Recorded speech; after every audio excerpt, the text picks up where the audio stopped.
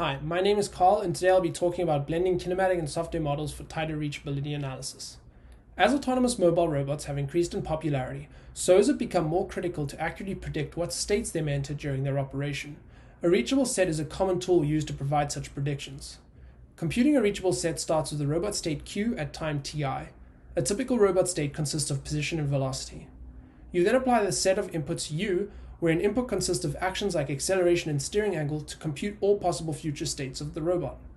The area of volume these future states cover represents the reachable set.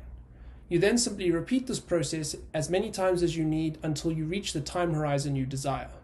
Traditionally, the set of input U have been instantiated with the system's physical attributes. For example, consider steering angle. The input would be instantiated as all the steering angles between the physical minimum and maximum steering angle. The problem is that, as we move towards autonomy, many systems rely more and more on sophisticated software. A great example of this is a modern car, which have close to 100 million lines of code. This work's insight is that the precision of a reachable set could be dramatically higher by considering the constraints imposed by software.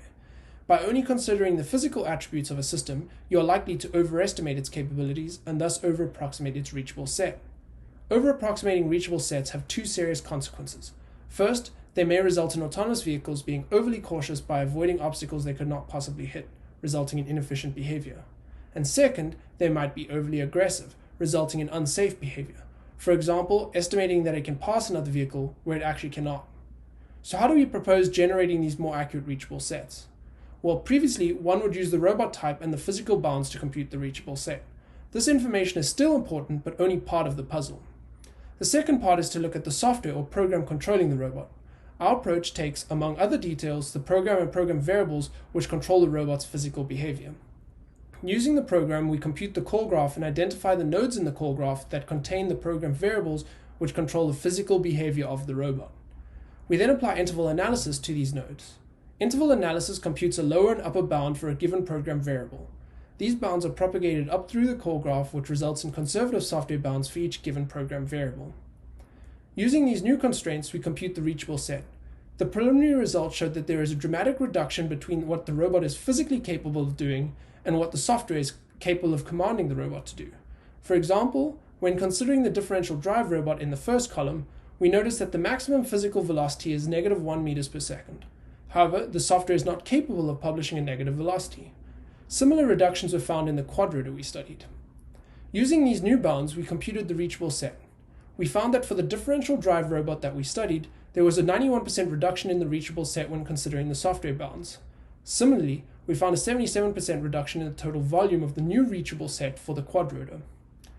We can visualize these reductions. For example, we show the reachable set for the differential drive robot on the right. We show the reachable set using the physical bounds as a dotted line and the reachable set using the software bounds as a solid line. We find that for each time step, we can see a clear reduction in the reachable set. Moreover, we see the reachable set at t equals 3 for the software bounds is smaller than the reachable set for t equals 2 using the physical bounds. Additionally, when we consider the quadrotor, we again see reductions in the reachable set. Here we show the quadrotor as the dark blue dot in the middle, the light red shade is the reachable set with physical bounds, and the blue darker shade is the reachable set when considering the software bounds. Thank you for listening to this talk, with the key takeaway being that the precision of a reachable set used by autonomous vehicles could be dramatically higher by considering the constraints imposed by software. We now have an approach to uncover and apply these constraints. Are there any questions?